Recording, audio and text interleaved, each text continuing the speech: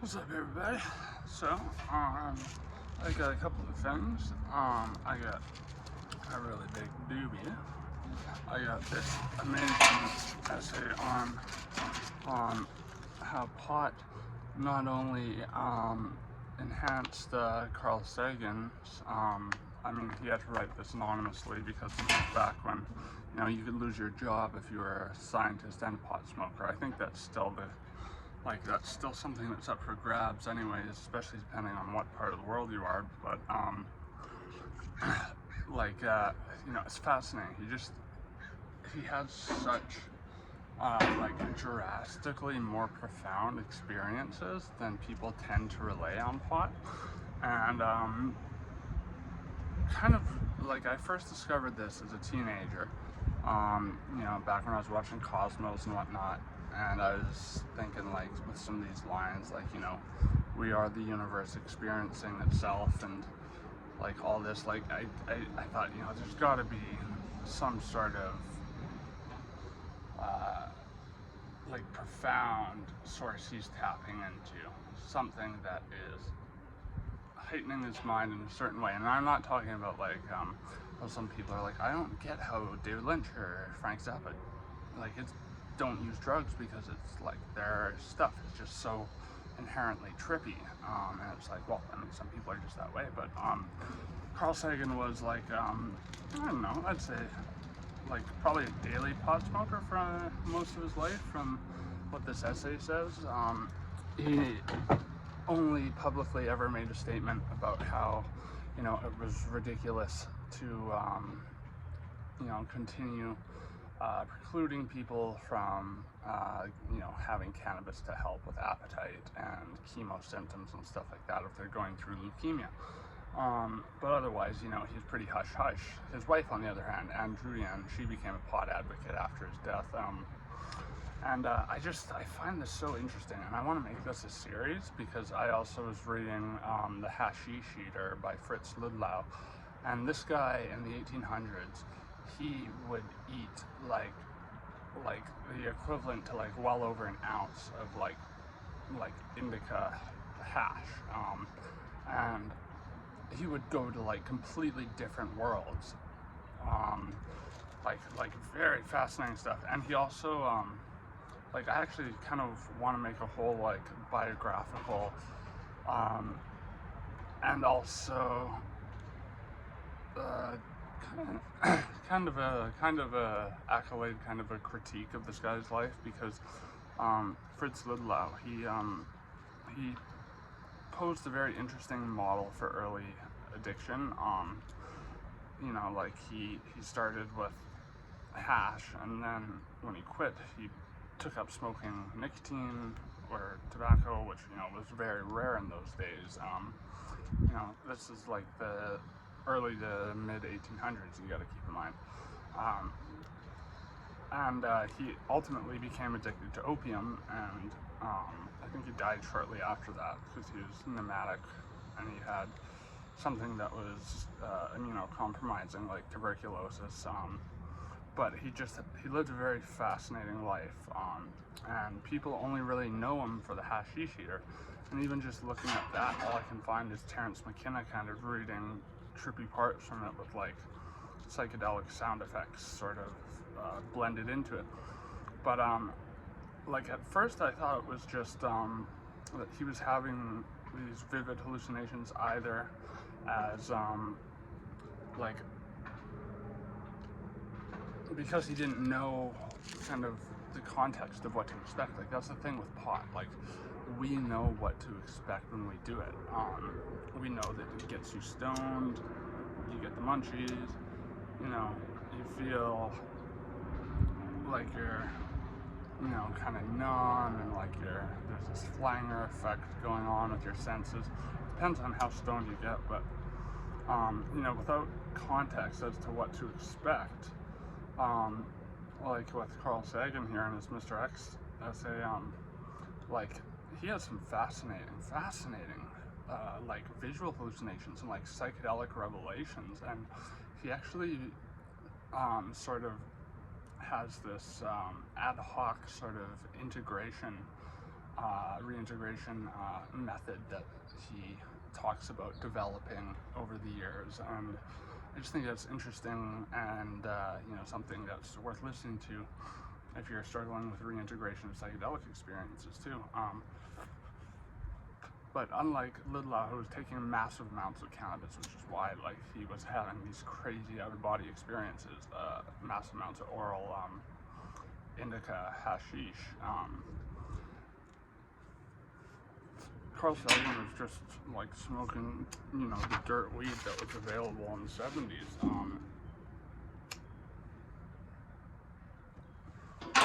Anyways, I'm gonna try to do my best Carl Sagan impression, and let's do it.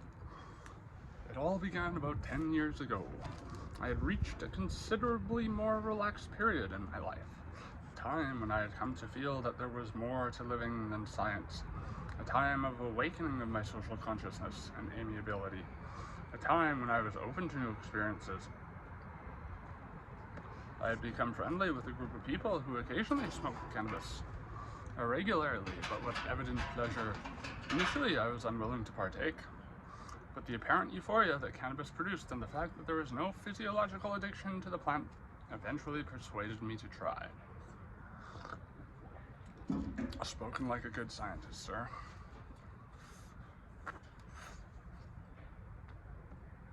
I'm not saying just go out and try whatever fucking drugs people are doing around you. I mean, with cannabis, it's a little bit different than, if you're to take a random powder or whatever at a club. Don't do that. I'm not, just don't twist it. I'm not saying to do that.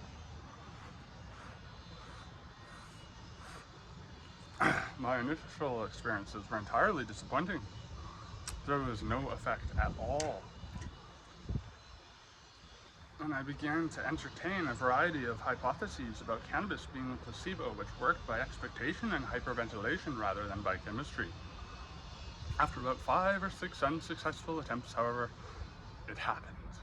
I was lying on my back in a friend's living room, idly examining the pattern of shadows on the ceiling cast by a potted plant. That was not cannabis. I suddenly realized that I was examining an intricately detailed miniature Volkswagen, distinctly outlined by the shadows. I was very skeptical at this perception, tried to find inconsistencies between Volkswagens that I had viewed and what I viewed on the ceiling. But it was all there, down to the hubcaps, license plate and chrome, and even the small handle used for opening the trunk. When I closed my eyes, I was stunned to find that there was a movie going on the inside of my eyelids. Flash, a country scene with red.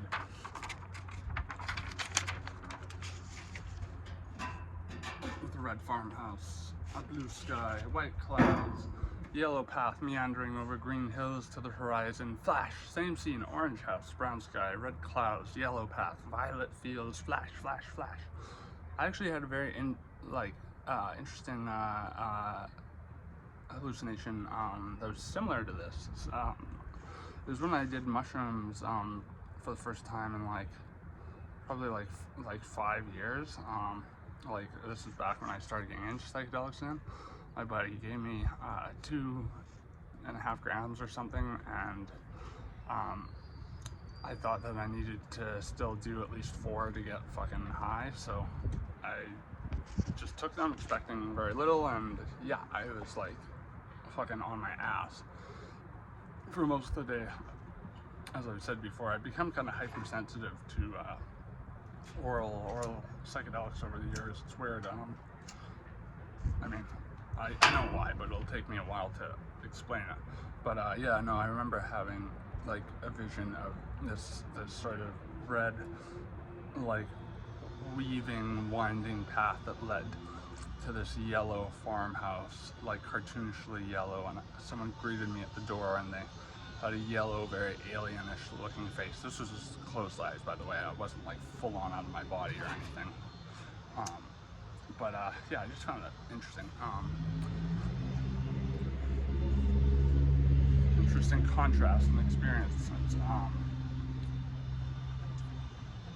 The flashes came about once a heartbeat. Each flash brought the same simple scene into view, but each time with a different set of colors, exquisitely deep hues and astonishingly harmonious in their juxtaposition. Since then, I have smoked occasionally and enjoyed it thoroughly. It amplifies torpid sensibilities and produces what to me are even more interesting effects, as I will explain shortly. I can remember another early visual experience with cannabis in which I viewed a candle flame and discovered in the heart of the flame, standing with magnificent indifference, the black-hatted and cloaked Spanish gentleman who appears on the label of the Sandeman sherry bottle.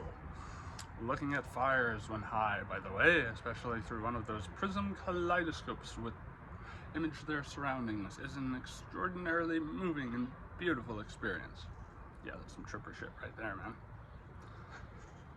I mean, hey, if I had a kaleidoscope, I would fucking try them in 2 seconds.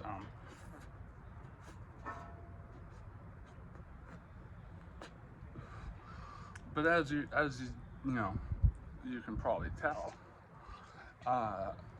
Mr. Sagan here had some pretty profound experiences from just pot, and this kind of led me to at first question like whether he was smoking PCP or something, but like nope, it sounds like he had his own source. He had different sources throughout the rest of his life.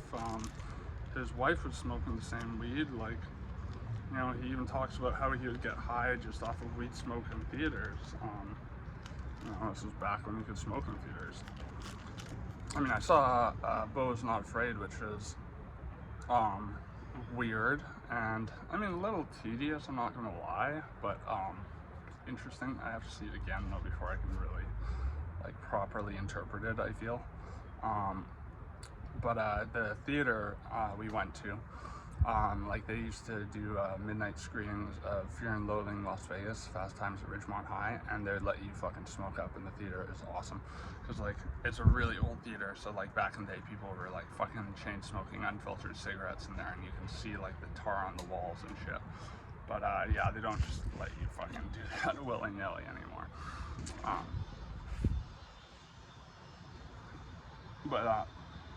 Yeah, what Carl's about to say here, like even though the vivid nature of like, you know, seeing this holographic Volkswagen and like, you know, this like very anthropomorphic Zorro type figure, I think that's what he looks like from the sound of it. I don't know what the Sandman Sherry Bottle guy looks like, so I'm just assuming that from the description. You know, these are very realistic hallucinations, but like me, when it comes to even the strongest of hallucinations from like DMT or whatever, you know, I am under no auspice of believing it to be like face value, literally, like I'm talking to entities. Like, I think, you know, what has damaged psychedelics a lot over the years is the misinformation that people can't tell the difference between reality and psychedelics. And, you know, I can see why that would be the case for something as strong as DMT, but when it comes to like LSD or whatever, you know the difference between the colors, the patterns you're seeing, and the world around you, right? You know, for the most part, depending on like if you do enough to make yourself psychotic, that's a different story, but again, different story. But yeah, so he says, I want to explain that at no time did I think these things really were out there. I knew that there was no Volkswagen on the ceiling, and there was no Sandman, Salamander Man in the flame. She'd say that 5 times fast. Sandman, Salamander Man in the flame. Sandman, Salamander Man in the flame. Sandman, Salamander Man in the flame. Sandman, Salamander Man in the flame. Sandman, Salamander Man in the flame. Woo! Did it. She's proof stone. Just can get shit done. Close to proof is where we're gonna get. There's a part of me creating the perception. Oh yeah, sorry. I don't feel any contradiction in these experiences. There's a part of me creating the perceptions, which in everyday life would be bizarre. There's another part of me which is a kind of observer, which is interesting because he's kind of talking about what I've sort of experienced on like moderate doses of LSD, where like I kind of feel like I'm pulled back from the ego a little bit, and I'm sort of watching how my ego operates, and that's kind of what he's describing here. About half of the pleasure comes from the observer part, appreciating the work of the center part. I smile or sometimes even laugh out loud at the pictures on the inside of my eyelids. In the sense, I suppose, cannabis is psychotomimetic. Let's try that again. Is psychotomimetic. But I find none of the panic or terror that accompanies some psychoses. Possibly this is because I know it's my own trip and that I can come down rapidly anytime I want to. Jeez, that's a nice skill to have. Usually, especially with psychedelics, it would take like benzos to do that. Not anymore because I'm fucking addicted to benzos, but c'est la vie. Or well, more so, bed I made for myself. Got a lie in it. But I have noticed that with both psychedelics and pot, like when I'm really fucked up and something happens where I have to like really straighten myself out for it, like I'll get like, it's like there's a storm in my head and the clouds are parted, so I get a ray of clarity and I'm brought back down for a little while, just until I can get whatever needs to be done, and then bam, comes back in. This is like, I've not so much experienced this with LSD because it's very like, it follows a trajectory, I find, in terms of getting to the peak. Hello, Crow. Yeah, like I find it more with like mushrooms or pot, or even I've had this with 4-HCO DMT and NMDMT, more so changa, but like it's not like it stops completely. It's like I am like slightly back to this world, but like I'm clinging on for like a second and then I'm like ripped back in. But that's rarely happened with DMT.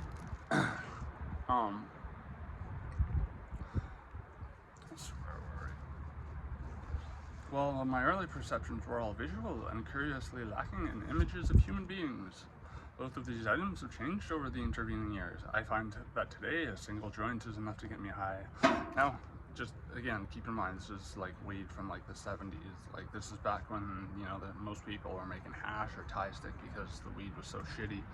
People would smoke one joint after another, because it was like fucking, and they'd smoke them like cigarettes because they were so fucking weak.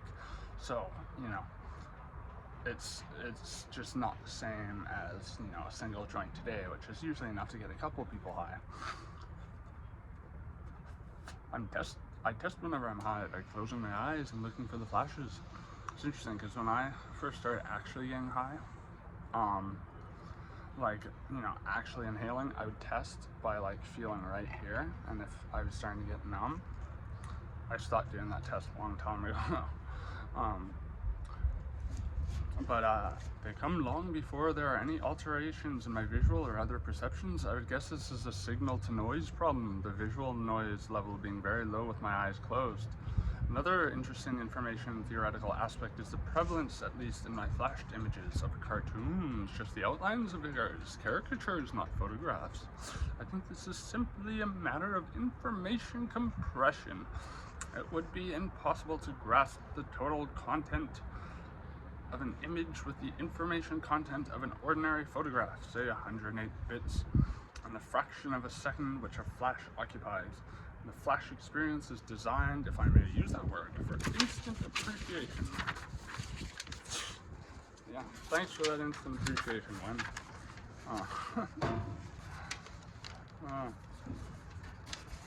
The irony is not lost on me. Sorry, I'm just making sure I get my shit rearranged here. Yeah, here we are.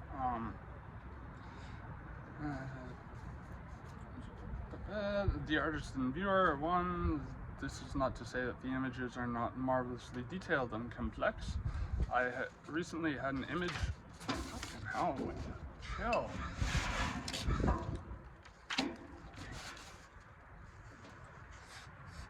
Apologies, fuck.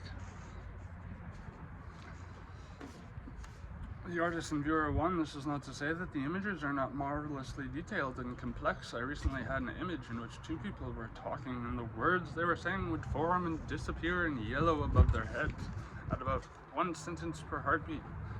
In this way, it was possible to follow the conversation. At the same time, an occasional word would appear in red letters among the yellow above their heads, perfectly in context with the conversation.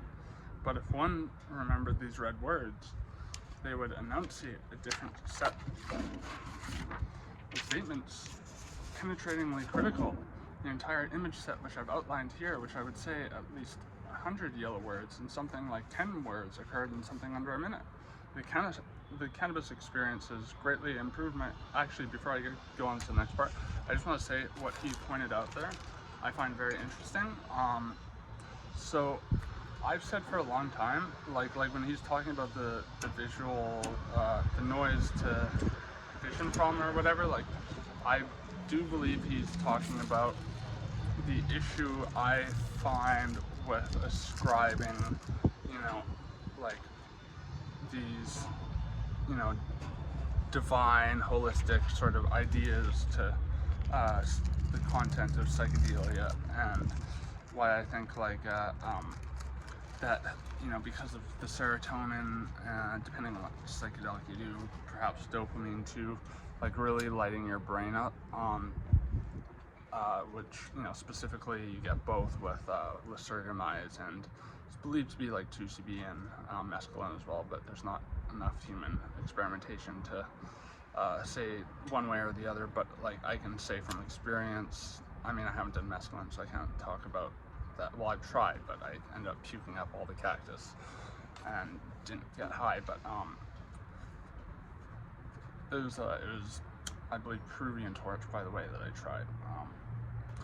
But anyways, with LSD, I know for sure that there's like a dopaminergic, is that the term I'm looking for, element to it, for sure. Like I find that like when I microdose LSD, there's like a bit more of a speediness to it, like LSD itself versus microdosing mushrooms.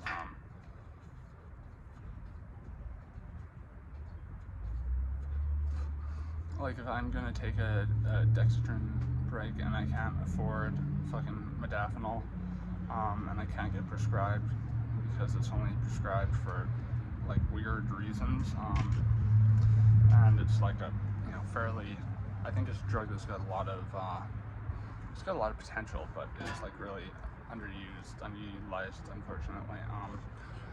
When I can't afford that, like I'll do like a microdose of LSD over a microdose of shrooms, because I'll usually want a microdose of shrooms with my dexedrine, because even a microdose of mushrooms makes me a little sedated. But like why I bring this up, why did I bring this up?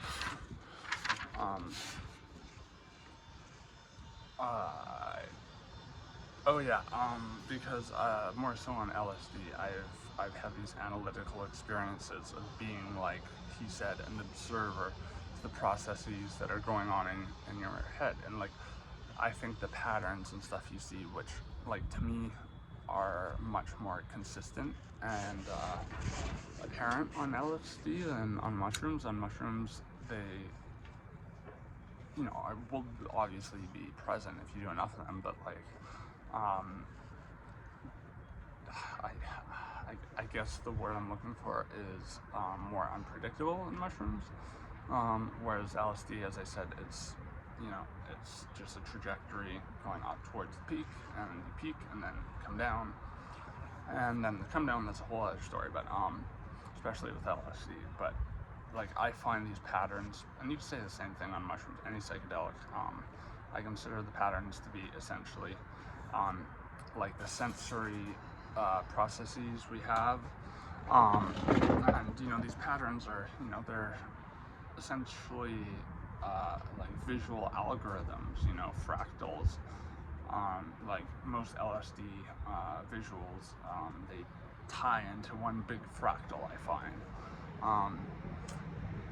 A lot of people have said the same thing to me, and I think, yeah, you're seeing how your senses function, considering like mathematics is the language of the universe, and like we do speak it through our senses, whether we're good at math or bad at math, And so when our brain is lit up by all this serotonin and potentially dopamine, I think what happens is we are seeing like a prism effect happening with the senses, where we're seeing our senses functioning, and like again, LSD is maybe because shrooms are kind of sedating and make me feel a little drunk. LSD is like I'm like super lucid. Like again, when I was doing it last cycle in my on and off relationship with psychedelics, I would do like 100 to 200 mics, like max. Like I wanted it to be like a clinical experience, something where I was clear-headed enough to think and to fucking focus and to move forward. You know, have coherent fucking coherent thoughts. Coherent thoughts is the fucking word I'm looking for. Jesus, my fucking lexicon retrieval, fucking cognitive patterns are not fucking functioning very well today. But yeah, no, that's basically what I think they are. Cognitive fucking patterns based on our cognitive processes. And if you think that is taking the fun out of it, you think that's like less interesting than the whole like, oh, it's like we're seeing God and how God connects us to nature, and I am one and you are me and we are all together. You know, whatever, you know. Like, I'm sorry, but I think that's like just as interesting, if not more interesting, because I think it's like easier to prove. I apologize for the wind. I can't do fucking anything about it. I can only tell you which way it blows. But yeah, like what he's about to say here is very interesting, because as a little kid, when I had ADHD, nothing fucking made me like prone to having temper tantrums more than like taking me to an art gallery. I fucking hated that. I hated that so much. Like I was like, why do people go to these things just to see like, you know, a still image? Why not go see a movie or something? And then, you know, after starting to smoke pot, like that's when I was like really starting to appreciate the dynamics and like, oh yeah, like you can see like whole movies in one painting if you like really look, really use your fucking head. And I'm just one of those people who likes to, you know, stimulate myself, challenge myself while I'm stoned for the most part. I think if you don't, you become lethargic, and you become like, you know, fucking the stereotypical stoner.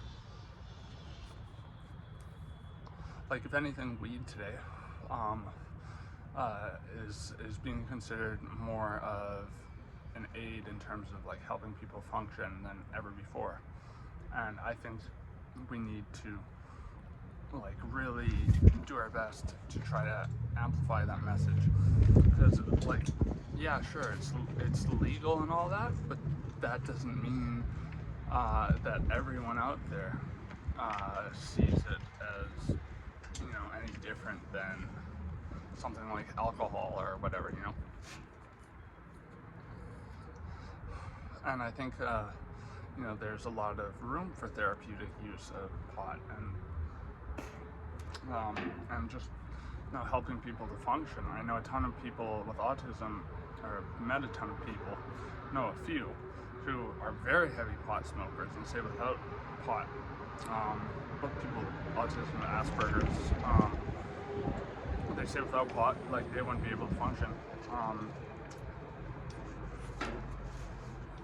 But again, I also maintain that, you know, as long as you, you know, have never experienced a psychotic disorder, you don't have a history of it, and you, even if you do have like, because I know people have like, you know, bipolar or whatever, and they'll smoke weed and they're fine. Then there are other people that have like one toke and they're fucking, you know, they gotta get shipped off to the psych ward. Like, so, you know, I advocate like safe practice harm reduction. You know, don't do anything absent-mindedly that could compromise your mental health for the rest of your life. Trust me, that's like, that would be a big regret you would really want to take back. Anyways, I hope my Carl Sagan impression isn't sounding too much like Allen Ginsberg. I kind of feel like it is, but whatever. I'm not a fucking actor. The cannabis experience has greatly improved my appreciation for art, a subject which I never had appreciated much before. The understanding of the intent of the artist, which I can achieve when high, sometimes carries over to when I'm down. It refers to down as like, you come down from something, right? Which, interestingly enough, I actually feel like perma-fried in that, like, when I'm not stoned, I feel stoned anyways. Maybe that just speaks to the, like, extreme degrees of brain damage I've done to my fucking self by taking, like, doing a little bit too much narco analysis on myself over my life. The understanding of the intent of the artist, which I can achieve when high, sometimes carries over to when I'm down. This is one of the many human frontiers which cannabis has helped me traverse. There also has been some art-related insights. I don't know whether they are true or false, but they were fun to formulate. For example, I've spent some time high looking at the work of the Belgian surrealist Yves Tanguy. Some years later, I emerged from a long swim in the Caribbean and sank exhausted onto a beach formed from the erosion of a nearby coral reef. In idly examining the arcuate pastel-colored coral fragments that made up the beach, I saw before me a vast Tanguy painting. Perhaps Tanguy visited such a beach in his childhood. I love Carl Sagan. Like, he's not just a scientist, he was a poet, man. Man. Fuck, I feel like the dude these days. I'm always going around the fucking roach clips and like, yo man, why'd you piss on my carpet, man? Anyway, a very similar improvement in my appreciation of music has occurred with cannabis. Hell yeah. Like, I feel like I was tone deaf before I started smoking pot, and then like ever since, like, yeah, sure, you probably make the argument that maybe I still kind of am, but like I'm getting a lot better at it. Like, and when I listen to music now, I can hone in onto the rhythm parts a lot more than I could before. Like, I was always like just strictly a lead player, but like to a fault. Like, I'd be doing solos, but like, not even realizing when the solo was supposed to finish. So I'd just be continuing on like into a chorus or something, and people are just like, what the fuck? So yeah, can confirm in my case with the enhancement of music, the enrichment of music. And for me specifically, being able to like really hone in onto certain parts of, like typically, what was most lost on me before at the rhythm sections.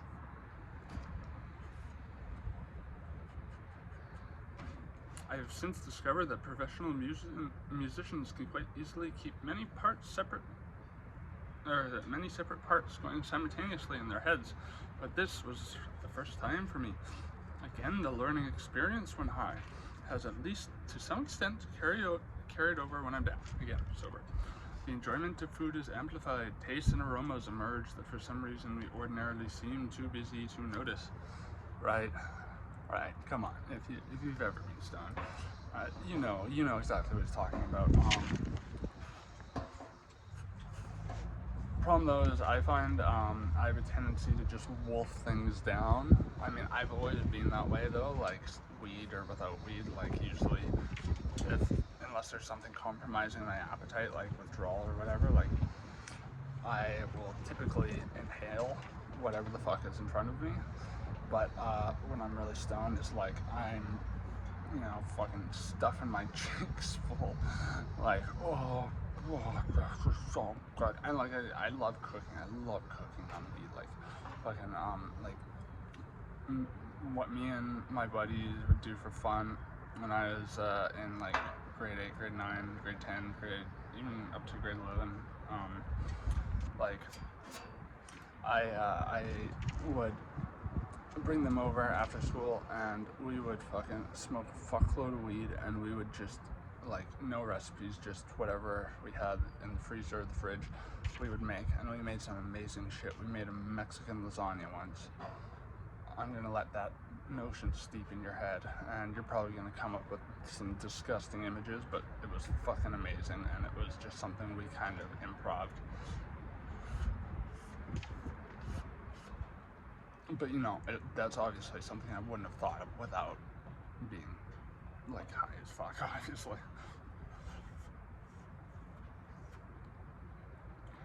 So he's saying that you know, professional musicians can quite easily keep many separate parts going simultaneously in their head, but this was the first time for me. See, that was the thing, like, I could keep the lead parts going before, but not the rhythm parts. Now I'm getting the rhythm parts going in my head, songs, and I'm, like, working on the process of, like, merging the two. That's just me. That's my case. You know, I'll do the Carl Sagan voice when I'm reading this. Yeah, so enjoyment of food. I am able to give my full attention to the sensation. A potato will have a texture, a body, and a taste like other potatoes, but much more so. I've never dug a potato that much when stoned, but hey, yeah. I guess he really likes potatoes. Cannabis enhances the enjoyment of sex. See, that's one thing I never really found.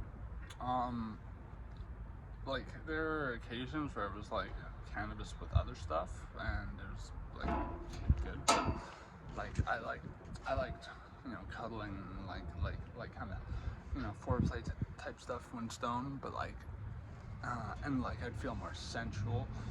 But when it comes to like full on fucking, like, yeah, I don't know. I felt like it just made things feel much longer. Yeah, I don't know. It never really added layers to the experience that really amplified it that much. Maybe that's because just on my end, I've, like, overstimulated myself with, like, you know, having sex and, like, all these different, like, weird hallucinogens and shit. Like, you know, 2CB and GHB are, like, by far the best aphrodisiacs in my opinion. I'm not saying, you know, go out and do those if you, like, feel like you really need a Spanish fly. Fucking nothing will get my dick hard anymore. Like, that's just what, like, for me, led to the best sex, in my opinion.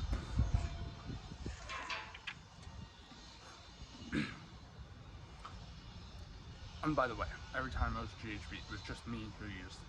I dosed myself, and I never dosed myself with, I mean, I accidentally dosed myself with enough to G-hole once, which is, you know, when you get to that point of, like, where you can be date raped, and that was by myself. Every time I had sex with someone, it was just me taking, like, recreational doses, so no shady fucking allegations in the fucking comments from trolls.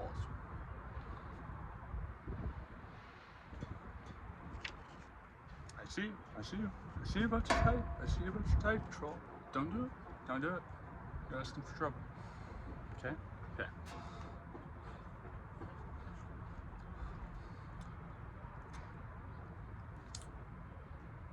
On the other hand, it gives an exquisite sensitivity, but on one hand, it postpones orgasm, in part by distracting me with the profusion of images passing before my eyes.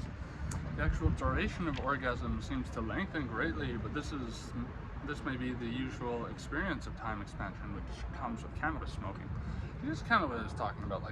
Like I feel like sex, like it drags out for longer, certain parts, like, especially if it's like sex with, like, the partner who you're, like, you know, on the rocks with or whatever. It's just like, you know, I'm sure there's places where it's, like, perfect, but yeah, I mean, I guess I haven't smoked that much weed just on its own for stooping someone or being stooped, whatever the fuck. I do not consider myself a religious person in the usual sense. Okay, so before I actually continue on this, I want to mention something that just makes this like hyper interesting to me. So polish this off really fucking quick because I'm in pieces my mouth.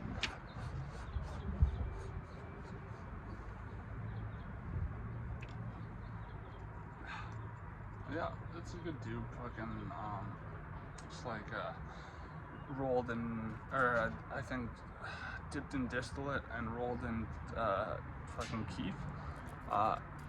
Pretty good fucking joints for $4, man. But definitely that huge thing is like doesn't get me anywhere near as high as like just one of the little guys I make.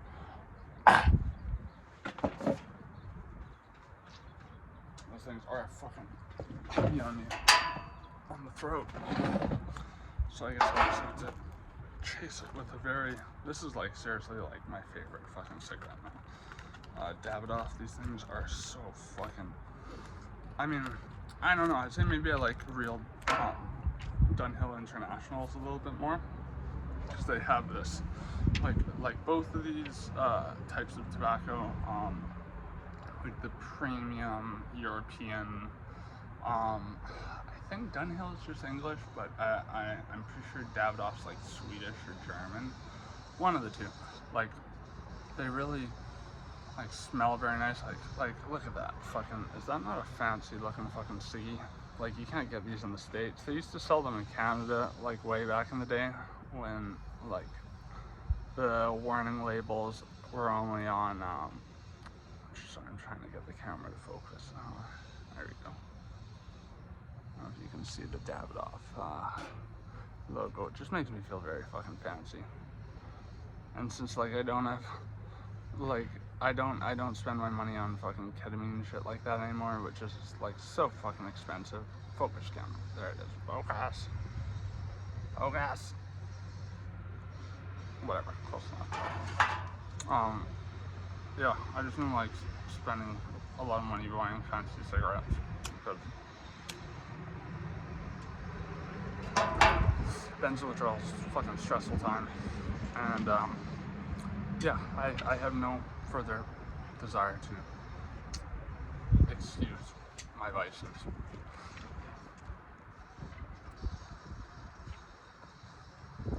These are tasty drops of poison, but I mean, my lungs are starting to feel along with the heavy fucking weed smoking.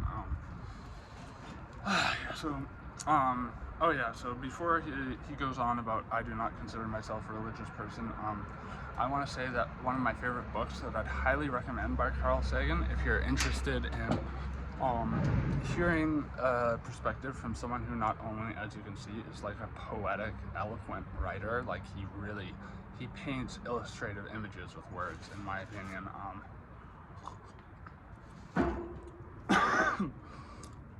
He's also he was a very dogged atheist.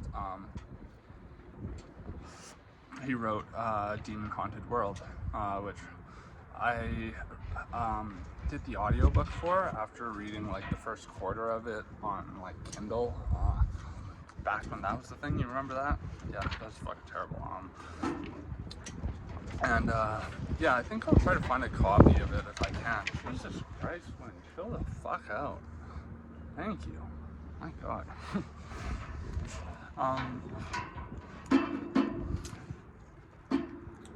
Sorry, that totally fucking made my train of thought go. So Demon Haunted World is interesting because he, like me, and other scientists like John Lilly, except John Lilly, more extreme case, he went like full on fucking baddie from ketamine and was almost like institutionalized, except he knew the guy who ran the institution, so the guy let him go. You know, they had like very vivid visions. I had very vivid visions that I remember as a kid. I think that's just the product of like your imagination being so fruitful and so malleable, and just like your brain is as it's developing. You know, I did a video that like I'm super proud of that's on this channel. It's one of my earlier videos called Debunking My Own Paranormal Experiences, which I thought was a really interesting idea because to my knowledge, no one else has done that. Because my legitimately paranormal experiences, you know, I hope you saw the finger quotations there, sans psychoactive chemicals. So like, you know, as a kid, I was able to explain away, but without robbing them of meaning. You know, it was my mind, for the most part, trying to communicate things to me that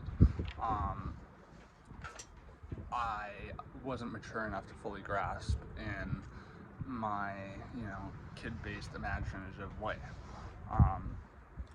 Yeah, I think that video's got like probably like the fewest out of like any of the videos on my channel, which is unfortunate because again, I thought that was a daring idea to challenge my own brushes with the supernatural, and that's exactly what Carl Sagan did in Demon Haunted World. And I totally forgot that book even existed until I recently, you know, got into Carl Sagan again. Because he describes like how he had a lot of visions as a kid, very similar to what he's describing here. But then goes on to describe like how, you know, the kind of the human interpretation is fallible, and it especially was when people didn't have, you know, a host of scientific metrics to make something, you know,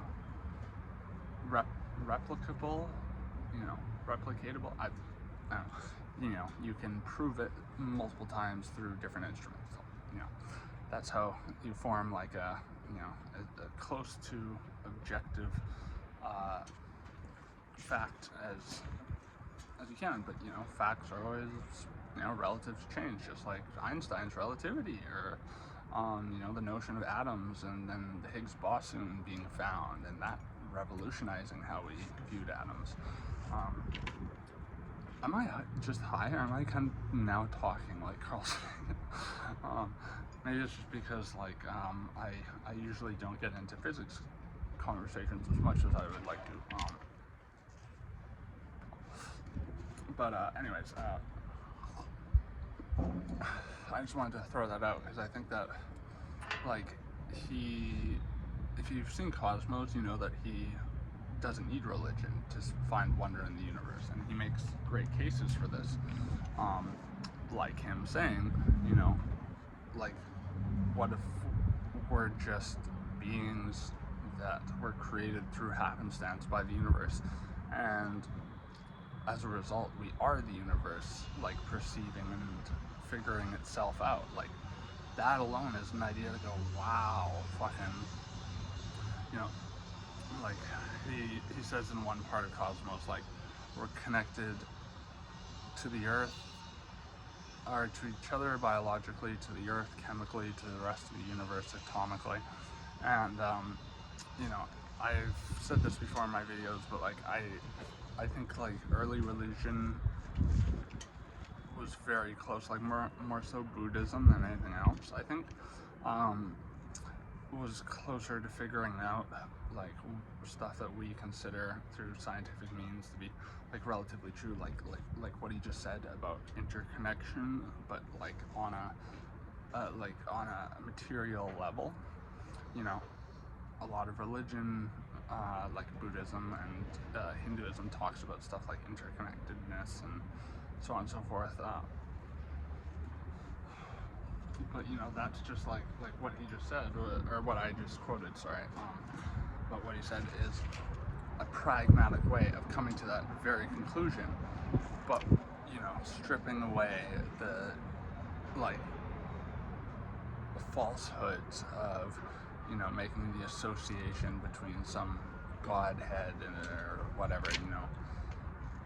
I am you and what I see is me. Fucking hippy-dippy bullshit. Anyways, I do not consider myself a religious person in the usual sense, but there is a religious aspect to some highs. The heightened sensitivity in all areas gives me a feeling of communion with my surroundings, both animate and inanimate. Sometimes a kind of existential perception of the absurd comes over me, and I see with awful certainty the hypocrisies and posturing of myself and my fellow men. And at other times there is a different sense of the absurd, a playful and whimsical awareness. Both of these senses of the absurd can be communicated, and some of the most rewarding highs I've had have been in sharing talks and perceptions and humor. Cannabis brings us an awareness that we spend a lifetime being trained to overlook and forget and put out of our minds. A sense of what the world is really like can be maddening. Cannabis has brought me some feelings for what it is like to be crazy, and how we use that word crazy to avoid thinking about things that are too painful for us. In the Soviet Union, political dissidents are routinely placed in insane asylums. The same kind of thing, a little more subtle perhaps, occurs here. Did you hear what Lenny Bruce said yesterday? He must be crazy. Now, couple things there. Yeah, this speaks to my point about how, like, even in today's day and age, the only group I think that it's like okay to be overtly prejudicial towards you know, denigrating towards are people who have like actual psychosis, who are actually crazy, because, you know, people get uncomfortable around crazy when they're not that kind of crazy themselves. And you know, if you don't know who Lenny Bruce is, and you know what cancel culture is, then I suggest you look into the career of Lenny Bruce, this guy who was, you know, arrested for saying words like cocksucker on stage. And yeah, come tell me that cancel culture has only just started. Like, it's been a thing for a long time, just for different reasons. When high on cannabis, I discovered that there's somebody inside of these people we call mad. I think, you know, he's talking about like instances of where you get too high and you feel like, oh no, I've really done it this time. Like, I used to get that from weed, like, or edibles. Not so much anymore. But maybe it's just I've developed this, like, you know, just in the face of fear, surrender and accept it, because, you know, there's nothing else you can do, and to do anything else would be just to make it worse.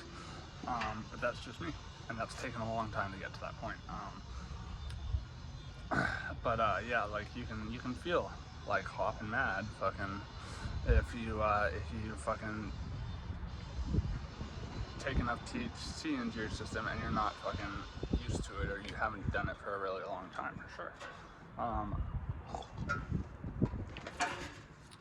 When I'm high, I can penetrate into the past, recall childhood memories, friends, relatives, playthings, streets, smells, sounds, and tastes from a vanished era. Holy fuck. I think it'll be a little bit less noisy if I sit over here.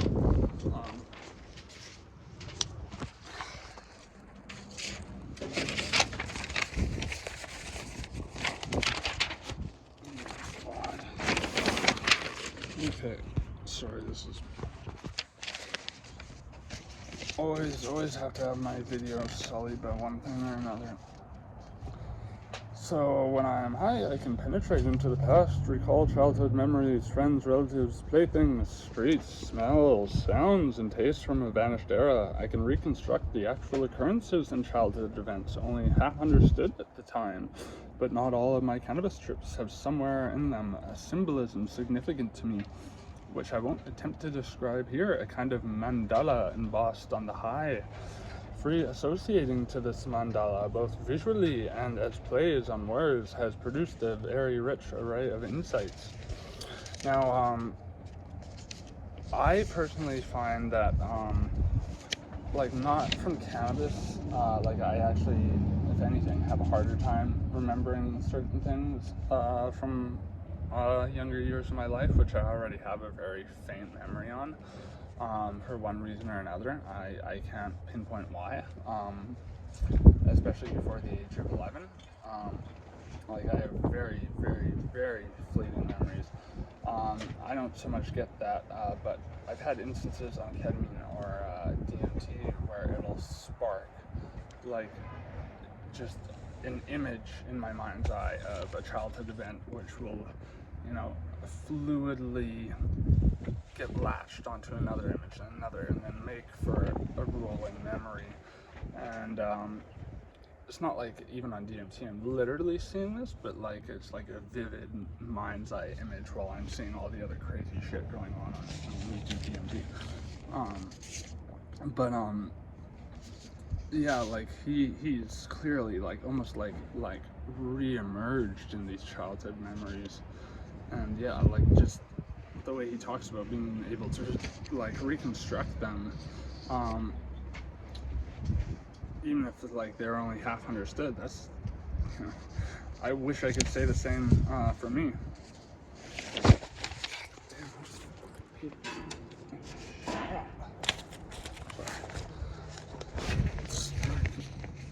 Distracting me and probably distracting me, so I'm trying to limit the amount of noise here.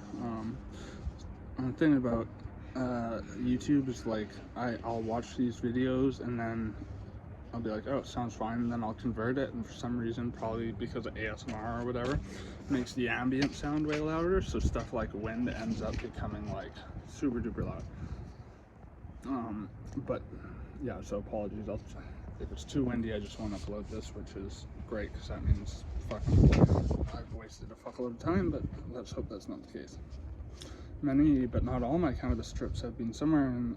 Oh yeah, so him talking about the mandala embossed on the high, I think I know what he's talking about.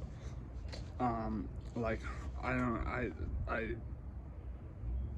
don't see an actual mandala, but like in terms of like mandalas they're kind of like fractals in a way. I think just in terms of like when they appear in psychedelic trips that I have, like if I get really, really high on like phoenix tears and cannabinoids, I can get like psychedelic visuals, but not like a full-blown psychedelic. But you know, I'm kind of inspired by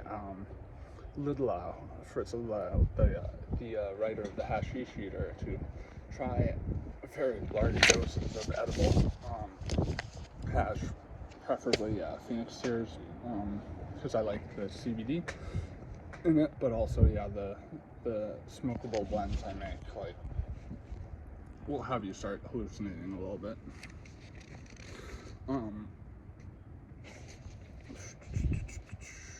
But not all my cannabis trips. So somewhere, oh yeah, but yeah, that's right. What I wanted to say was, for me, especially since I've stopped doing psychedelics for the meantime until my system is stabilized again, which I just think is, you know, safe, proper application of, you know, what I view as not panaceas, but as compounds that assist me to live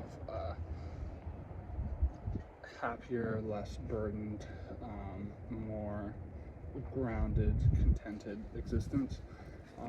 Unfortunately, without those entheogens, you know, I don't really have many ways of getting in touch with like deeper layers of my mind. So, you know, what I've been doing is mixing like, you know, like very, very like heavy on the extract type smokes with like I'll take a bath and then I'll do transcendental meditation, and I find myself now doing my mantra just when I'm high and I'm out and about and like in an anxious situation or something, and I think it helps a lot with cannabis or anything that is remotely like interesting in terms of how it's psychoactive. So, you know, I wouldn't count alcohol in that. You know, I think alcohol, you know, meditation would be wasted when you're fucking wasted. like, you know, I hate when people say like, oh, you're wasted when you do psychedelics or cannabis, because it's like, it's not the same thing. It's like maybe, yeah, you may be really fucked up from a psychedelic, but you're not like wasted most of the time. I know, just personally speaking, even when I've done like excessive amounts when I was younger, I was usually like, I could string a sentence together and I could walk in a straight line and everything. I could probably pass the field sobriety test when I'm stoned. Yeah, especially. Like wasted, I think like sloppy, drunk, like you should never be behind a wheel or anything. Not that I'm saying you should drive while stoned, but you know, let's just say I have, and I had no problems doing so.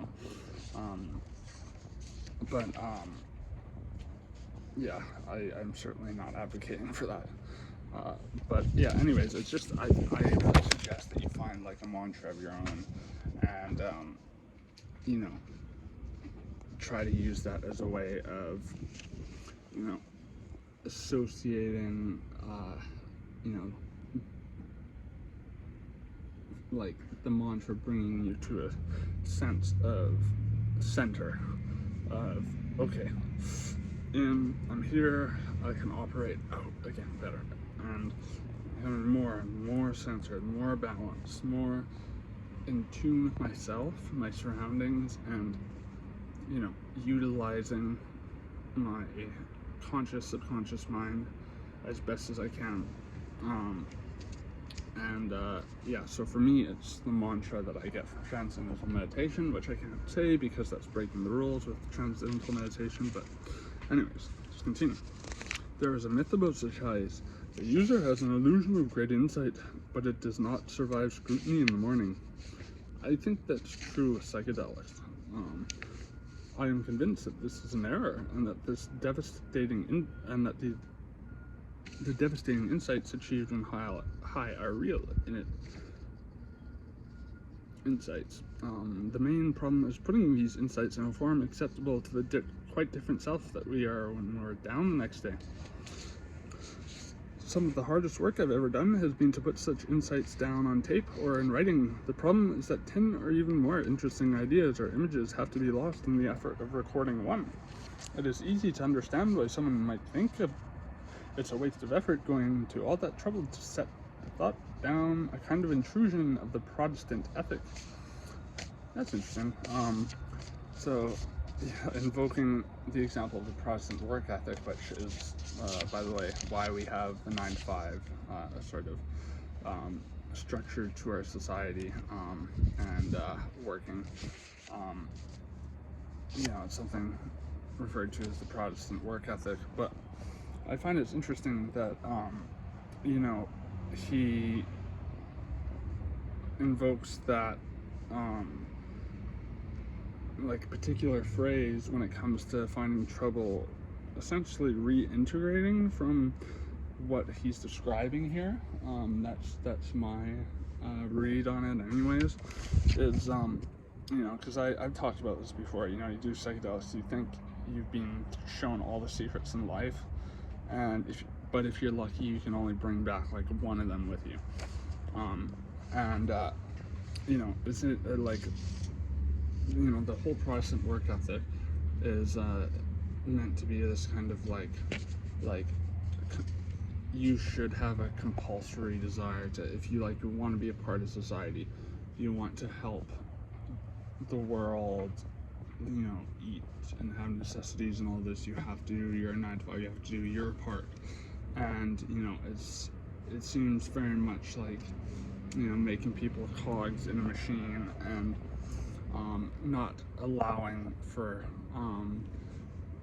like enough independence away from said work ethic that, you know, would allow someone to take in, say, you know, if they're trying to process what they may have learned from the day before, well, they can't, because they got to work on or focus, invest their attention, effort into whatever it is they have to do the day after when they're doing their next 9 to 5. So, you know, this is also like, I think him implicitly saying, you know, you should take the time to reintegrate what you've learned the last few times, or the last time maybe, if there's a continuous message the last few times, sure, before you pull it up again. And this was, like with DMT, like, as I said, no one should do DMT as much as I've done it, but I've realized that I was able to remain sane when I was doing it a long time, and I haven't done it for a while now because I just wasn't getting anything out of it anymore. But like there was, like, I had 2 back-to-back trips though, and I talked about this, where it was like I was being shown, it felt like an infinity of images and lives, and these families of entities like growing up and dying and multiplying, and like so much was fucking just hammering.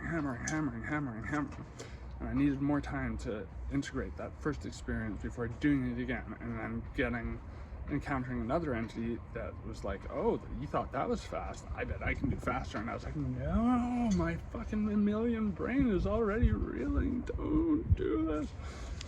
So yeah, take the time to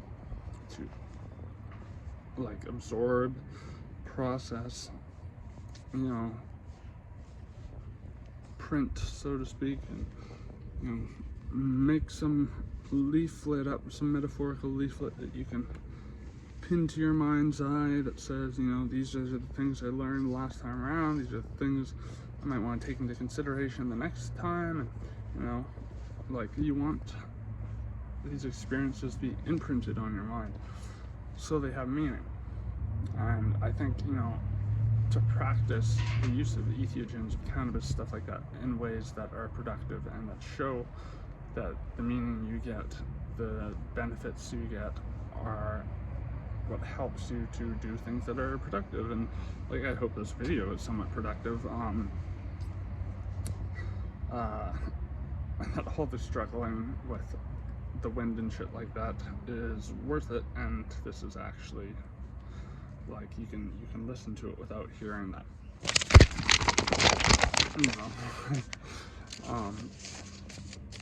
but yeah, I mean, I'm hitting on that because I think emphasis on reintegration cannot be overstated enough. Like, it is so important, and like, it is conducive to like making people view the therapeutic benefits of these things, and to go, hey, maybe we should try clinical trials again, maybe we should try programs where we give these to people. And I think there's endless potential. Hi, I can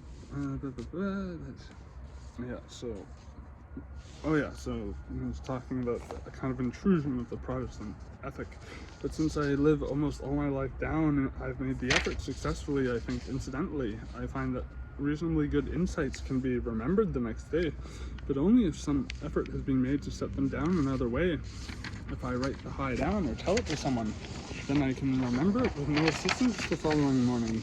But if I merely say to myself that I must make an effort to remember, I never do.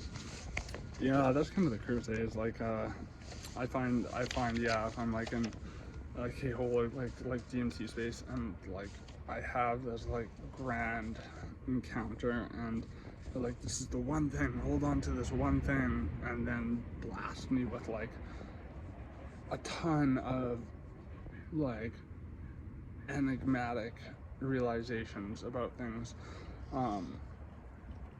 Most of my like entity encounters, like, because I've had so many of them on DMT, like, are usually pretty banal in terms of our interactions, but like super helpful. Like, they're telling me the things I need to do to better myself for that day.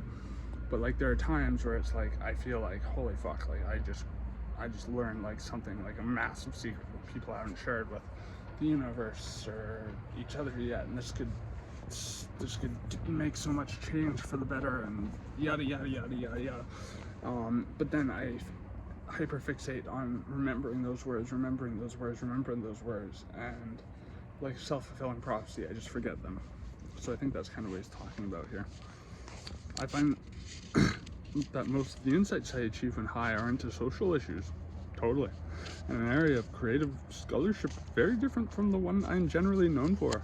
I can remember one occasion taking a shower with my wife while high, in which I had an idea on the origins and invalidities of racism in terms of Gaussian distribution curves. It was a point obvious in a way, but rarely talked about. I drew the curves in soap on the shower wall and went to write the idea down. One idea led to another, and at the end of about an hour of extremely hard work, I had found I had written almost 11 short essays on a wide range of social, political, philosophical, and human biological topics. Because of problems of space, I can't go into the details of these essays, but from all external signs, such as public reactions, and expert commentary, they seem to contain valid insights. Oh, what's up, buddy? What's up? I've used them in university commencement addresses, public lectures, and in my books. By the way, that one crow that's just going by, I call him Croak because, I mean, it could be a she, I don't know, but they go around and they, like, make that, like, very raspy. But let me try to at least give the flavor of such an insight in its accompaniments. One night, high on cannabis, I was delving into my childhood, a little self-analysis, and making what seemed to be very good progress. I then paused and thought how extraordinary it was that Sigmund Freud, with no assistance from drugs, had been able to achieve his own remarkable self-analysis. But then it hit me like a thunderclap that this was wrong, that Freud had spent the decade before his self-analysis as an experimenter with and a proselytizer for cocaine. And it seemed to me very apparent that the genuine psychological insights that Freud brought to the world were at least in part derived from his drug experience. Yeah, I would tend to agree.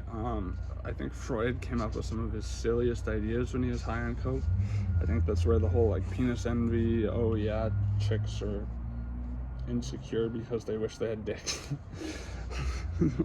Like shit like that, or like I can't remember what this one theory is called. I'm not a huge fan of Freud. I'm actually like becoming disenchanted with Jung now, because I think Jung, interesting as his personal analysis was, and some of his thoughts on like the collective unconscious, I'm starting to feel like Jung stole a lot of his ideas from Nietzsche.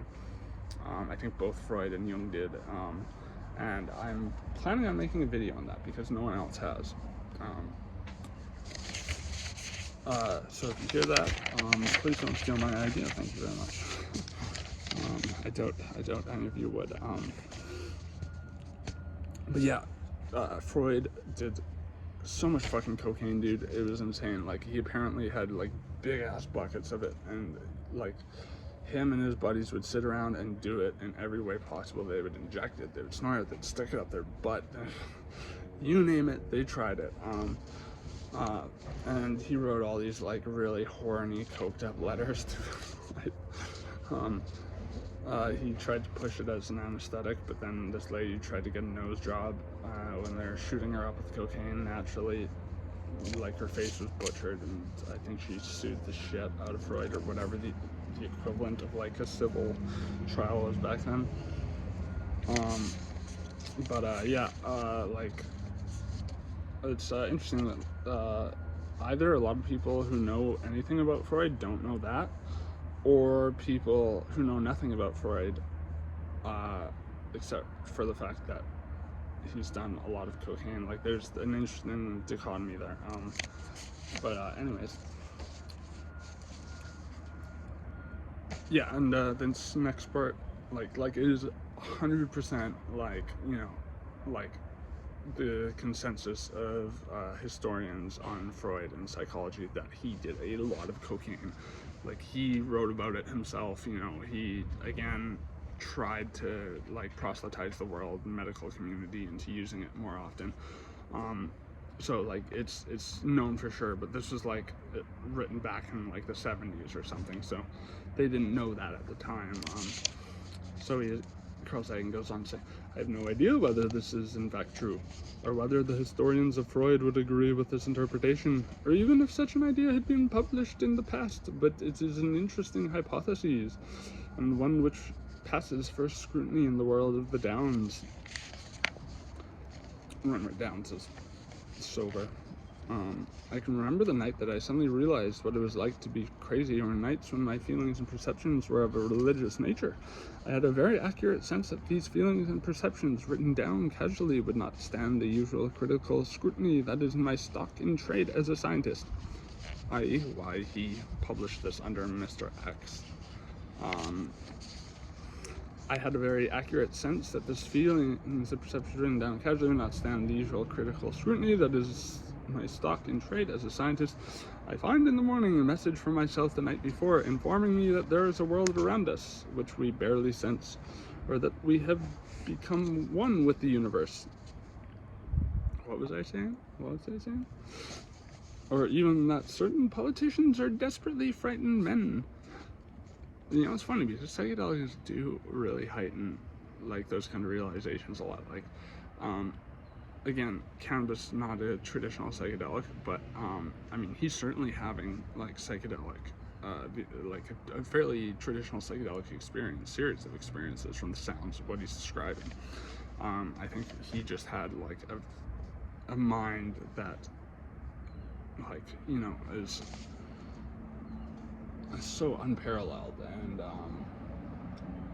I think just like with how incredibly refined and like I don't even know how to describe it, but I guess like sharp but cohesive brain, like he's just like you know, I would say genius in that, like, maybe he didn't have the IQ points of a genius, but he was like so well-rounded, and like how he blended science and just like these beautiful poetic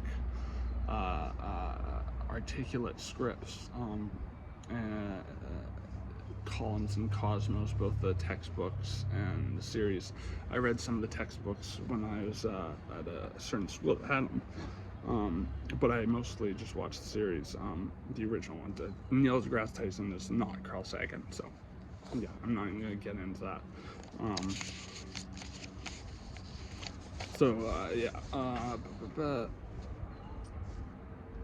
So if I find in the morning a message from myself the night before informing me that there is a world around us which we barely sense, or that we can become one with the universe, or even that certain politicians are desperately frightened men, I may tend to disbelieve, but when I'm high, I know about this disbelief, and so I have a tape in which I exhort myself to take such remarks seriously. I say, listen closely, you son of a bitch of the morning.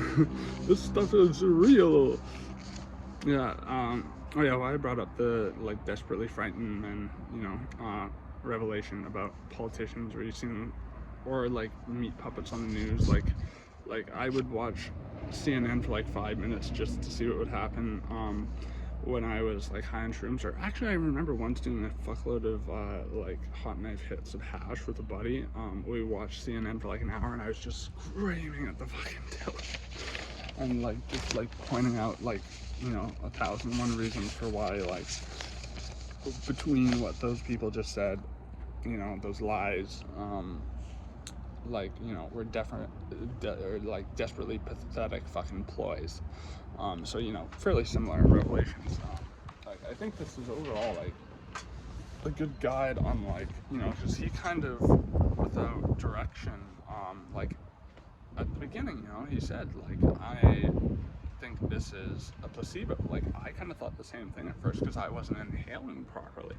I thought, well, yeah, maybe, like, there's something going on that's making people think they're getting high, but then he got high, and he was like, okay, I was wrong. Like, apparently he was actually going to do, like, his whole, his main college thesis on, like, pot being a placebo. Which, yeah, he obviously found out it wasn't.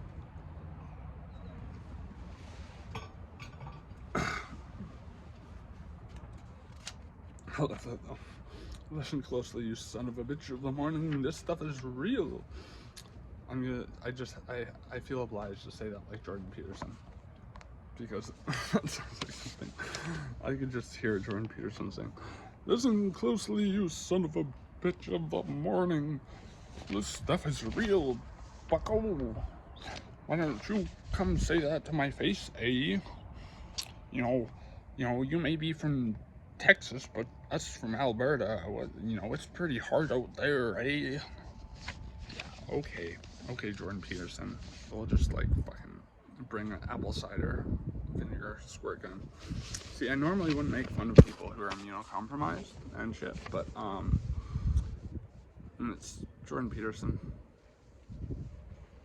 If you really want, I'll give you like 1,001 reasons why. That's okay by me. Number one being I'm ashamed to be Canadian because of that motherfucker. But yeah, I won't give you the other 1,000 here if you really want me to. I can fucking give you a fair amount of reasons why I think it's okay to make fun of Jordan Peterson. Then his perspective issues. So he says, I recall the name of a high school acquaintance I have not thought of in 30 years. I described the color, typography, and format of a book in another room, and these memories do pass critical scrutiny in the morning. So, in layman's terms, he does debunk some of these realizations, which, that's important, you know? Like that one video I had, where I said, oh shit, I guess I'm gonna have to change the name of my channel after I had that DMT trip where like DMT explained to me how the paranormal could exist in like a conjugate with the human psyche, collective unconscious. Like what it explained to me was essentially the same basis for Jacques Vallée's book Passport to Magonia. So I was like, this information already existed in my brain, so it was like my psyche was kind of reminding me of it. So like, you know, ultimately like that's the closest experience I had to like fully shaking me and like out of my like fairly like pessimistic, anti-theistic, heavily agnostic, atheist leaning mindset, you know, which is always just like open. I'm open to other possibilities, but like you know, I do, like he said, you know, critical scrutiny, and I am like more than willing to say I'm wrong on something, especially if that something is like something that could lead to a set of beliefs that are, you know, maybe not full-on delusional, but are based on falsehoods, based on experiences that are like, you know, because stuff like DMT is like an insane phantasmagoria of like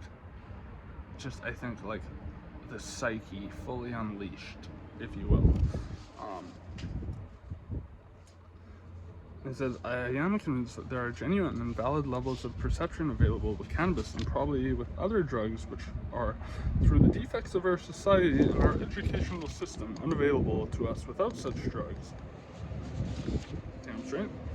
Such a remark applies not only to self-awareness and to intellectual pursuits, but also to perceptions of real people, a vastly enhanced sensitivity to facial expression, intonations, and choice of words, which sometimes yields a rapport so close, it's as if two people are reading each other's minds. Yeah, I know what he means. Like I definitely feel like more empathetic and more like people's micro expressions and stuff like that are more accentuated. But also, like, he made some other kind of interesting points there about like, and this kind of, I think, harkens back to him mentioning or invoking the example of the Protestant work ethic. Like, you know, he's talking about how education doesn't support, you know, sort of reintegration and critical thinking, and this is something that, you know, he has criticized society for again and again throughout his career. Like, you know, he said notoriously that you know, these days the people most inclined to actually want to question something are children, because, you know, they don't have an understanding of the world yet. They don't have these like stubbornly set in stone convictions that will only allow certain things to be heard and, you know, even acknowledged, let alone considered and believed. So, you know, it's like just the ways we are being trained, which is mostly like for my generation, for younger generations, classical conditioning, like these are like incentive reward based, or incentive or reward versus consequence punishment based systems, and they don't tell you to reflect, to engage in introspection. At least, like maybe more so today, but I don't know. Like I went to like fairly independent schools, which did actually promote stuff like that. But I think like a lot of schools today would probably suffer from not encouraging people to, you know, expand on who they are, evolve who they are by reflecting on, you know, what they did that day, reintegrating what they learned. You know, like sure you could say like the purpose of like projects, assignments, stuff like that is for people to exercise the information they've learned, but it's like, yeah, they're still doing that through what someone else is dictating, like as a model they must meet to, like, you know, check the boxes of the criteria that's required, you know, for them to get, say, a passing mark or whatever. So it's not like an independent form of reintegration of and application of what they learned. And I think that's important. I don't think you have to do that all the time, but like every once in a while, I think that would help to cultivate independent thought and action. But, you know, society doesn't necessarily want that much.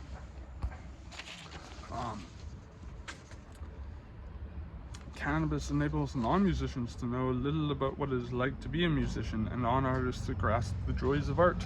But I am neither an artist nor a musician. What about my own scientific work?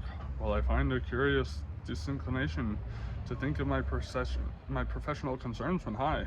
The attractive intellectual adventures always seem to be in every other area. I have made a conscious effort to think of a few particularly difficult current problems in my field when high. It works, at least to a degree. I find I can bring to bear, for example, a range of relevant experimental facts which appear to be mutually inconsistent. So far so good. At least the recall works. Then in trying to conceive a way of reconciling the disparate facts, I was able to come up with a bizarre possibility, one that I am sure I would never have thought of down. I've written a paper which mentions this idea in passing. I think it's very unlikely to be true, but it has consequences which are experimentally testable, which is a hallmark of an acceptable theory. I've mentioned that in the cannabis experience, there's a part of your mind that remains a dispassionate observer who is able to take you down in a hurry if need be. I have on a few occasions been forced to drive in heavy traffic. Carl, what are you doing? Oh, dangerous, in heavy traffic when high. I've negotiated it with no difficulty at all. Okay, so yeah, I personally, if you were to ask me my honest opinion, I think weed would, if like you're used to it, it would not make you a worse driver. You know, they did studies in Colorado or whatever, and they found people were actually driving better, but they were driving way slower.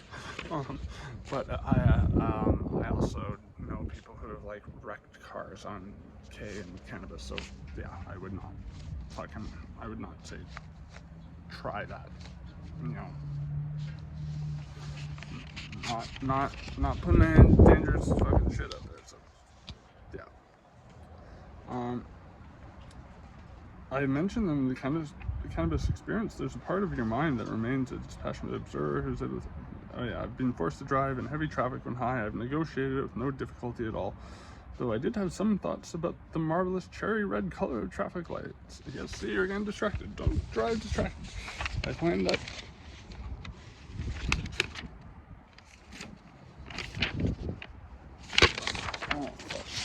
where did that page go?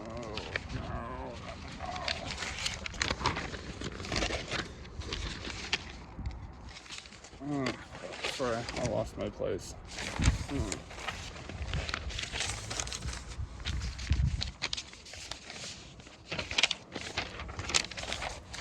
We're right at the end here too. Oh yeah, here we go. After the drive, I'm not high at all. Yeah, this again goes back to what I'm saying. Like there's stuff that sobers you up, just snaps you out of it when you have to really pay attention. Like something you can't do when you're drunk. I think, yeah, I've had that happen to me to lower degrees when I'm drunk, but certainly not when driving. Anyways, I mean, I have drove drunk and I fucking crashed, and yeah, that was a fucking stupid ass thing to do, and I couldn't get my license until I was 18 because of that.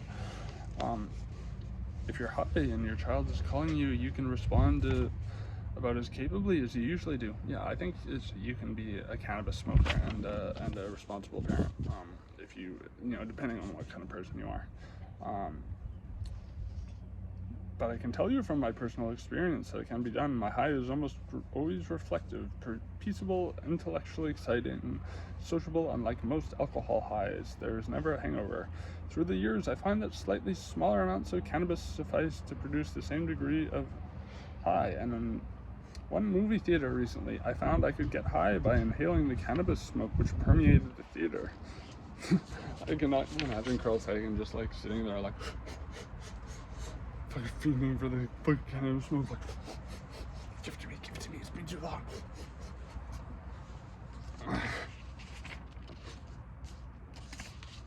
I mean, but like I've been in hotbox theater, like it can get you high. Just the secondhand smoke. There is a very nice self-tittering aspect to cannabis. Each puff is a very small dose. The time lags between inhaling a puff and sensing its effects is small, and there is no desire for more after the high is there. I think the ratio R of the time to sense the dose taken to the time required to take an excessive dose is an important quantity. R is the very large dose for LSD, which I'd never taken, and reasonably short for cannabis. Small values of R should be one measure of the safety of psychedelic drugs. When cannabis is legalized, I hope to see this ratio as one of the parameters printed on the pack. I hope that time isn't too distant. The illegality of cannabis is outrageous, an impediment to full utilization of a drug which helps produce the serenity and insight, sensitivity, and fellowship so desperately needed in this increasingly mad and dangerous world. Thank you, Carl. Couldn't have said it better myself. I'm hoping the wind didn't completely fucking ruin that audio. This went on for way longer than I intended, mostly because I was fucking chasing the papers around and trying to hold them down. And of course, now when I'm done, where's that wind? Where's that wind, right?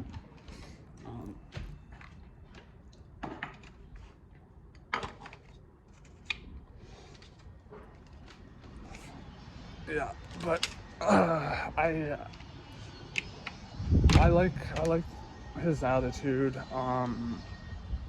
I like how he went from a disbeliever to a believer, you know, on the basis of proof, and how, like, you know, he entertains things that he ordinarily wouldn't when he's, you know, high, and like he shows that, you know, it's very possible to be high and to be functional.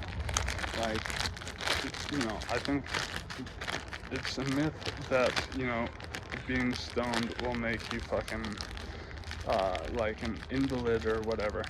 You know, I think, you know, speaking as someone who is a societal invalid, because of my disabilities and all that, and, you know, forcing me to be locked up in a fucking institution with scary people as a teenager, and, you know, they, like, got me on disability and everything, at a young age, and hooked on opiates and all that. Like, I don't really think, you know, like if I could do psychedelics without the unpredictable factors and discomfort of benzo withdrawal, you know, I would do them again to treat my major depression, because major depression is a motherfucker, especially when benzo withdrawal is making it worse, and psychedelics are the only thing that helps my otherwise treatment-resistant major depressive disorder, but I can't do them right now, just because, yeah, it's like, I want to know what I'm walking into when I do a certain dose. I want to know that I'm getting a certain effect with long-acting psychedelics and stuff like DMT. I don't mind if it's like, Jesus Christ, it's like fucking blasting me off, because it's DMT. It's like, I think, you know, you want to go broke or go home with fucking DMT, but yeah, just out of responsibility, a dutiful obligation to my own health, to my own respect for psychedelics, I'm just going to stick to cannabis for the meantime. Like, I'm sure I could benefit from continuous ketamine use, but like in very stark moderation, but I'm not even going to do that because I don't think I need to.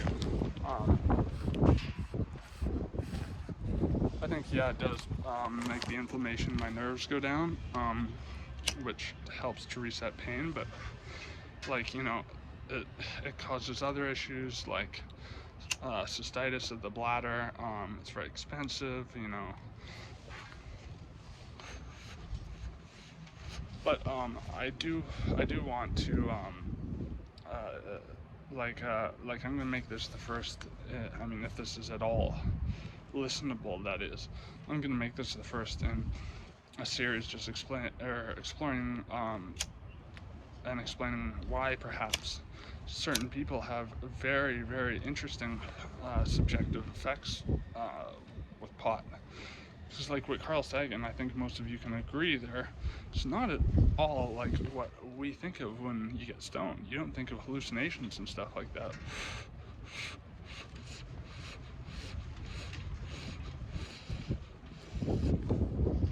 Even though, like stupidly strong shit like this little roach I'm smoking right here with like a fuckload of different extracts in it and stuff, like, you know, can get me stoned enough to hallucinate. It's like usually like light psychedelic or almost like ketamine-esque visuals.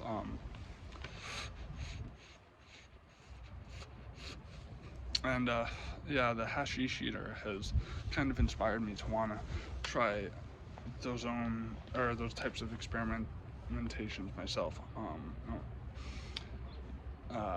Like last night, I smoked a fuckload of, you know, like bong rips, and well, I bought a bubbler, but this thing rips like a fucking bong.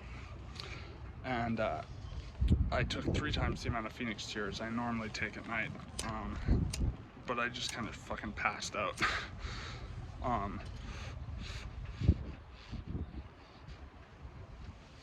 But I'm gonna also continue experimenting, with meditation and like reasonable amounts of cannabinoids, as transcendental meditation it's just fascinating. Like David Lynch has put forth that he has retrieved most of his ideas from like this sort of almost like unified field that he describes on or when he's in deep states of transcendental meditation.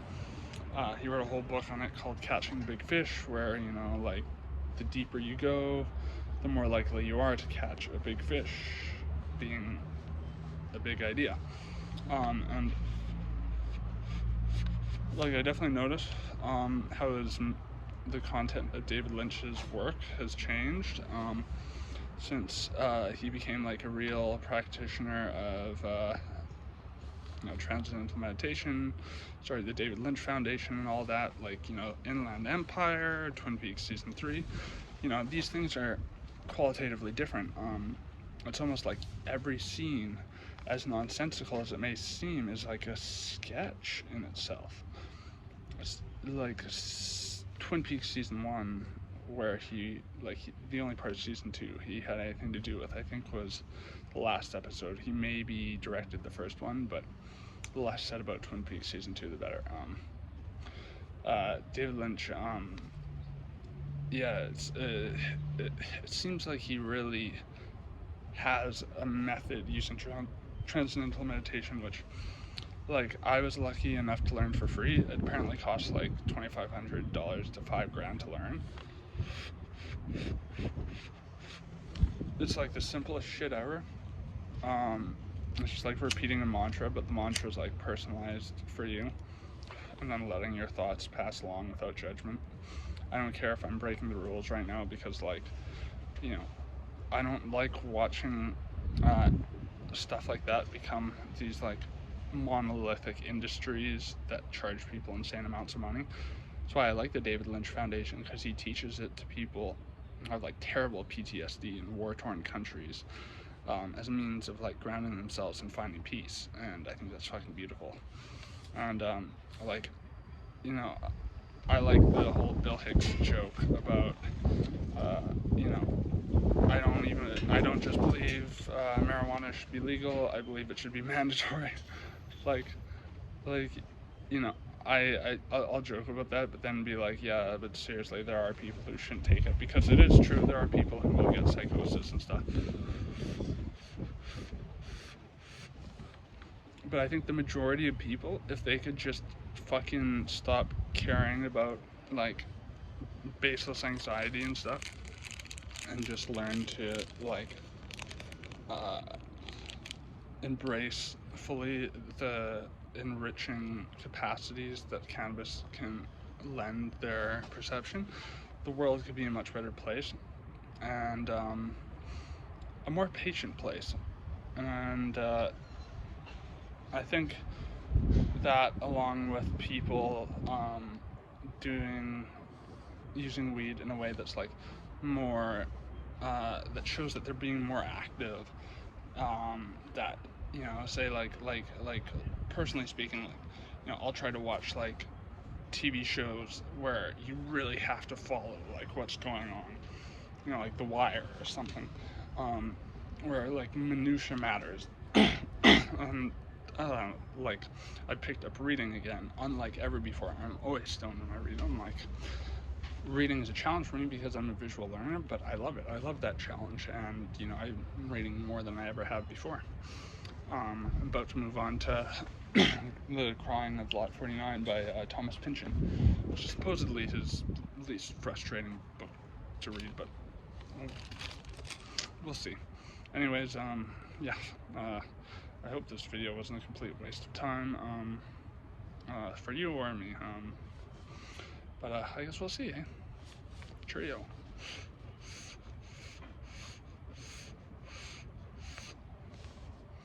Keep it real.